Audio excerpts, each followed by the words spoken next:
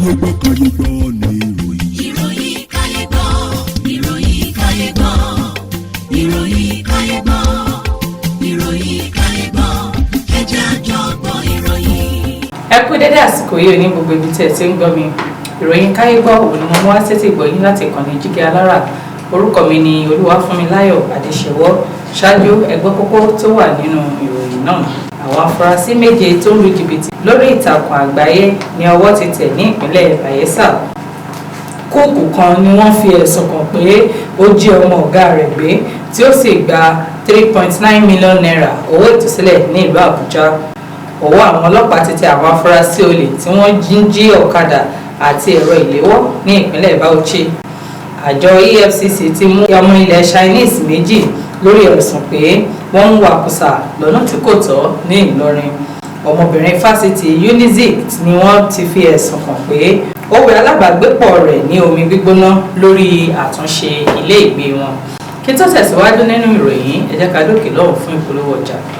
Tẹlifíṣàn kan àrà ọ̀tọ̀ tí aráyé fẹ́. Prison 24 TV láyé sọ. Àtúntò àrèrè pàkó yìí bàbá mọ̀gánà àǹfààní ńlá ló wọlé tọ̀ wá wáyé o. Àǹfààní láti darapọ̀ mọ́ iléeṣẹ́ amóhùnmáwòrán àti rédíò orí ẹ̀rọ ayélujára kan nílẹ̀ yìí. Prison 24 TV Ziki alára rédíò tó kalẹ̀ ká sílùú Ìbàdàn. Iléeṣẹ́ tẹlifíṣàn tí wọ́n mọ̀ mọ́ àwọn ètò àtàtà lóríṣiríṣi ni. Àǹfààní ńlá rèé o fún gbogbo ẹni tó ní ẹ̀bùn àti ọgbọ́n àtinúdá láti wá fi ẹ̀bùn tiyín náà hàn. Kẹ́yìn náà lè di ìlúmọ̀ọ́ká gbóhùnsáfẹ́fẹ́. Akọ́ṣẹ́mọṣẹ́ agbóhùnsáfẹ́fẹ́ lédè Yorùbá pọ́nbélé àti Gẹ̀ẹ́sì ni wọ́n ní. Tàbí akọ̀ròyìn àti akàròyìn eré ìdárayá àti bẹ́ẹ̀ bẹ́ẹ̀ lọ lédè Yorùbá àtèdè Gẹ̀ẹ́sì. Ayàwòrán cameraman. Aṣọ àwòrán pọ̀ editor. Onímọ̀ nípa ìwádìí ìtàn documentary researcher. Onímọ̀ nípa ìpolongo ọjà lójú òpó ayélujára. E-marketer àti akọ̀wé secretary. Àǹfààní tún wà fún ẹni tí ò tí ì máa gbóhùnsáfẹ́fẹ́ ya àwòrán so àwòrán pọ̀ àti bẹ́ẹ̀ bẹ́ẹ̀ lọ ṣùgbọ́n tó gbàgbọ́ wípé o lè kọ́ṣẹ́mọṣẹ́ lórí ẹ̀. Àwọn nọ́mbàs wọ̀nyí ni kẹ́ ẹ pè fẹ́kúnrẹ́rẹ́ àlàyé o 0705 058 0241 àti 09039893895. tàbí kẹ́ WhatsApp nìkan sórí +1347 285 7401. lórí Facebook, Instagram àti Twitter ẹ kàn sí @prism24 TV. wá lo ẹ̀bùn tiẹ̀ náà níbi táyé ó ti gbà ọ́ ní Prism 24 TV Ziki alára rédíò a máa retí yín o. Prison 24 TV Ziki alára rédíò ní gbogbo àwọn tó dá mọ̀ ń gbọ́. Prison 24 TV Ziki alára rédíò ní gbogbo àwọn tó dá mọ̀ ń sọ. Tẹlifíṣàn kan àrà ọ̀tọ̀ tí aráyé ń fẹ́. Prison 24 TV láyé sọ. Ó ti akájọ tẹ̀ síbi táyé ti tẹ̀ sí ó yá. Prison 24 TV láyé sọ. Ẹ káàbọ̀ padà láti òkè lọ́hùn-ún. Ìròyìn ọ̀hún rèé lẹ́kùnrẹ́rẹ́. Àwọn afurasí méje tó ń lu jìbìtì lórí ìtàkùn àgbáyé ní ọwọ́ ti tẹ̀ ní ìpínlẹ̀ Bayelsa. Ẹ̀ka EFCC Economics and Financial Crime Commission tó wà ní Port Harcourt ti mú àwọn afurasí orí ìtàkùn àgbáyé méje ní Ile Igbe kan ní Yenegua ní ìpínlẹ̀ Bayelsa. Ọwọ́ tẹ̀ wọ́n ní ọjọ́ Ìṣẹ́gun Tuesday ọjọ́ 13 oṣù kejì ọdún yìí látàrí ìwà wọn tó mú ìfurasí lọ́wọ́. Àwọn méje ní ọwọ́ tẹ̀ ní agbègbè Dúró ní Oxbow Lake ní Yenegua.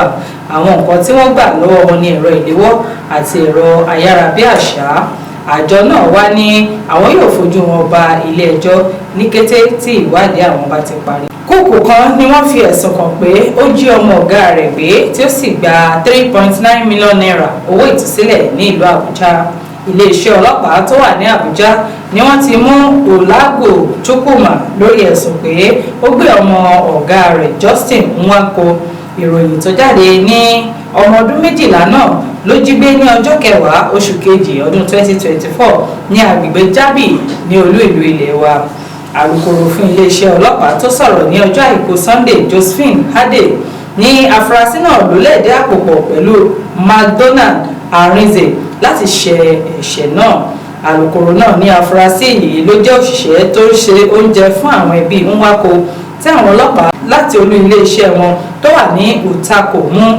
Gẹ́gẹ́ bí ó ṣe sọ, ó ní àwọn ọlọ́pàá ni wọ́n ti ṣe ìwádìí láti lè dóòlà ọmọkùnrin náà. Àfúrásì náà ló ti fipá gba 3,900,000 naira gẹ́gẹ́ bí owó ìtúsílẹ̀ lọ́wọ́ bàbá ọmọ tó jí gbé. Ọwọ́ òfin tẹ̀ látàrí ìgbìyànjú àwọn ọlọ́pàá tí wọ́n sì dóòlà ẹ̀mí ọmọkùnrin náà pẹ̀lú owó tó gbà.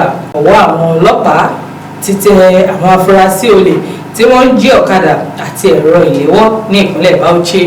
iléeṣẹ́ ọlọ́pàá ti ìpínlẹ̀ Bauchi ti mú àwọn afurasí méjì, Suleiman Habib ẹni ọdún márùndínlọ́gbọ̀n àti Atiku Mohammed ẹni 30 ọdún fún ẹ̀sùn pé wọ́n ń jí ẹ̀rọ ìléwọ́. àwọn méjèèjì ni wọ́n ń gbé ní agbègbè Jahun ní ìpínlẹ̀ Bauchi, tí wọ́n tún fi ẹ̀sùn kàn wọ́n pé wọ́n fún ọlọ́pàá ní owó ìbọ̀bẹ́ láti lè fi wọ́n sílẹ̀. agbẹnusọ fún iléeṣẹ́ ọlọ́pàá SP Ahmed Mohammed Wakil sọ fún àwọn oníròyìn ní ọjọ́ àìkú Sunday pé àwọn afurasí náà ni wọ́n mú nígbà tí wọ́n ń lọ káàkiri ní ẹ̀yìn Abubakar Tafawa Balewa Stadium, tí àwọn sì ti fi wọ́n ṣọwọ́ sí olú iléeṣẹ́ ọlọ́pàá ti ìpínlẹ̀ náà fún ìbéèrè.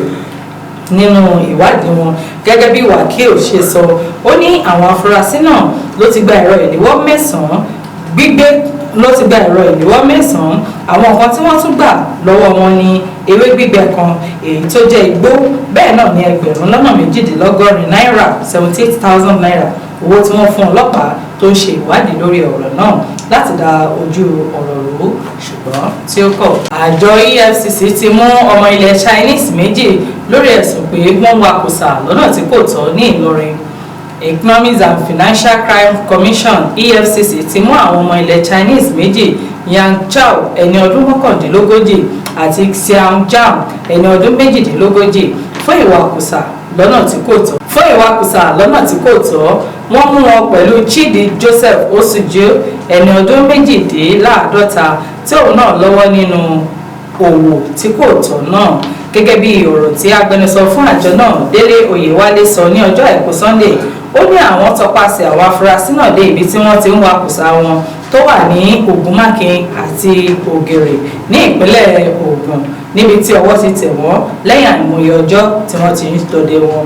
ìwádìí ní Chao àti Chidi ni wọ́n jẹ́ adarí àti àwọn tó ń lo ẹ̀rọ pẹ̀lú Cruise Chemical Nigeria Limited tí ó wà ní Ògùnmákin ní ìpínlẹ̀ Ògùn, nígbà tí Jan ń ṣiṣẹ́ pẹ̀lú John Odiba Mutbis gẹ́gẹ́ bí amúgbálẹ́gbẹ̀ẹ́ adarí ní Ògèrè ní ìpínlẹ̀ Ògùn.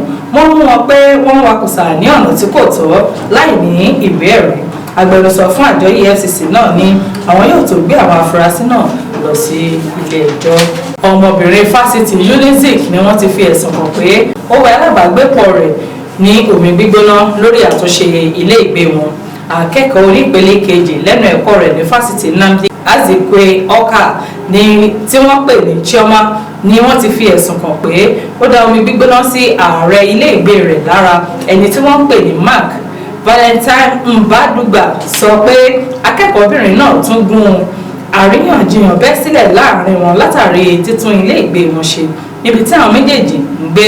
ìṣẹ̀lẹ̀ náà ló wáyé ní ọjọ́ 17 oṣù kejì ọdún yìí ní Twins Fall Lodge, Ìfitẹ̀, Awka. Chioma ni wọ́n ní ó hùwà jàgídíjàgan nígbà tí Mark ní kí ó darapọ̀ mọ́ àwọn akẹgbẹ́ rẹ̀ yòókù láti tún àyíká wọn ṣe. Mbaduga ní wọ́n ti gbé Mark lọ sí ilé ìwòsàn fún ìtọ́jú. agbẹnusọ fún iléeṣẹ́ ọlọ́pàá DSP Tochukwu Ikenga kò lè fi ìdí ìṣẹ̀lẹ̀ náà múlẹ̀ lásìkò tí ìròyìn yìí tó ń jáde. kò ní jù báyìí lọ lórí ìròyìn Kayegbo fún ti tòní. orúkọ mi lẹ́ẹ̀kan sí òun ni Olúwafúnmiláyọ̀ Adéṣẹwọ́. káfíńrè pàdé o. Kayegbo ni ìròyìn. Ìròyìn Kayegbo, ìròyìn Kayegbo, ìròyìn.